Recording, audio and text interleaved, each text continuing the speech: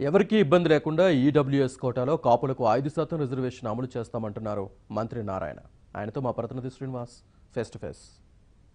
రాష్ట్ర మంత్రివర్గం చాలా కీలకమైన నిర్ణయం తీసుకుంది.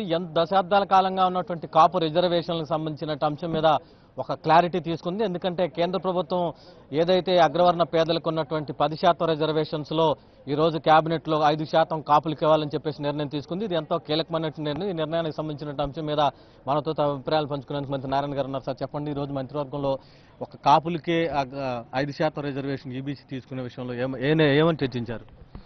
ఈరోజు ముఖ్యమంత్రి గారు ఏదైతే కేంద్ర ప్రభుత్వం 10% అడిషనల్ రిజర్వేషన్ అన్నదో దానికి సంబంధించి ఈరోజు కాపులకి ఎలక్షన్స్కి ముందు ఆయన యొక్క పాదయాత్రలో కానీ లేదా మేనిఫెస్టోలో కానీ కాపులకు రిజర్వేషన్ ఇస్తా ఉన్నారు. మాట తప్పకుండా ఒక కమిటీ వేసి కమిటీ మెజారిటీ యొక్క రిపోర్ట్ని కేంద్రానికి పంపించి పార్లమెంట్లో బిల్ పాస్ చేయమంటే కేంద్రం చేయలే. అయితే ఈరోజు భారతదేశంలో ఉన్న అన్ని రాష్ట్రాలకి ఎకనామికలీ బ్యాక్వర్డ్కి ఒక 10% రిజర్వేషన్ అడిషనల్ అన్నారు. దాంట్లో ఈరోజు ముఖ్యమంత్రి గారు క్యాబినెట్లో 5% కాపులకు ఇస్తున్నాను, 5% మిగిలిన వాళ్ళకి ఇస్తున్నారు. అక్కడ చెప్పింది కూడా 10% కాదు, అప్ టు 10%, 10% వరకు రాష్ట్రాలు పెట్టుకోవచ్చు మీ యొక్క అవసరాన్ని బట్టి అన్నారు. అవసరాన్ని బట్టని దాన్ని వేస్ట్ చేసుకుని ముఖ్యమంత్రి గారు ఈరోజు ఈ రాష్ట్రంలో కాపులకు చేయాల్సిన బాధ్యత ఉంది కాబట్టి వారికి 5% ఇచ్చి మిగిలిన 5% మిగతా వాళ్ళకి ఇవ్వడం జరిగింది.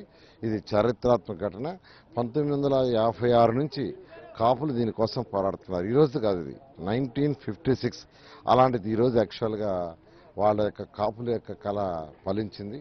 దానికి ముఖ్యమంత్రి గారికి కాపులందరి తరఫున ధన్యవాదాలు తెలియజేస్తున్నారు. సార్, ఇక్కడ కేంద్ర ప్రభుత్వం చట్టంలో స్పష్టంగా పేర్కొంది, ఎవరైతే అగ్రవర్ణాలు ఉన్నారో ఆ పేదలకు మాత్రమే వర్తిస్తుందని చెప్తున్నారు. కానీ మీరు ఒక సామాజిక వర్గానికి 5% రిజర్వేషన్లు ఇస్తా ఉన్నారు.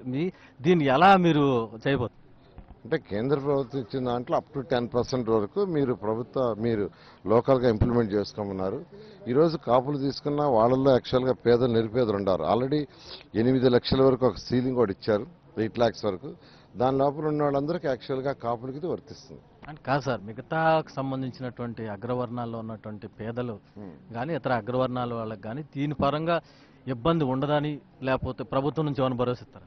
ఖచ్చితంగా వాళ్ళు ఎవరికి ఇబ్బంది ఉండదండి. ఎందుకంటే రిజర్వేషన్ వాళ్ళకి ఎటువంటి పరిస్థితులు ఇబ్బంది ఉండదు, అడిషనల్ అన్నారు.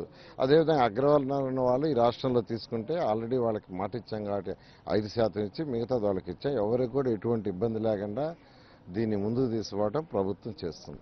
సార్, ఇప్పటికే కేంద్ర ప్రభుత్వం చట్టం చేసింది, దాని అడాప్టేషన్ కోసం రేపు వచ్చే అసెంబ్లీలో ఏం చేయబోతున్నారు?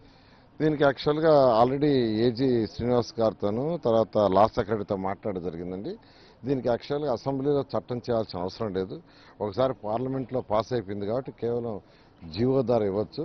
దానికనే ముఖ్యమంత్రి గారు యాక్చువల్గా లా సెక్రటరీ గారికి క్లియర్ ఇన్స్ట్రక్షన్స్ ఇచ్చారు. ఇమీడియట్గా దీన్ని స్టడీ చేసి వీలైనంత తొందరలో జీవో తీసుకురామని, వీలైనంత తొందరలో జీవో తీసుకొచ్చి వెంటనే ఇంప్లిమెంట్ చేయడం జరుగుతుంది.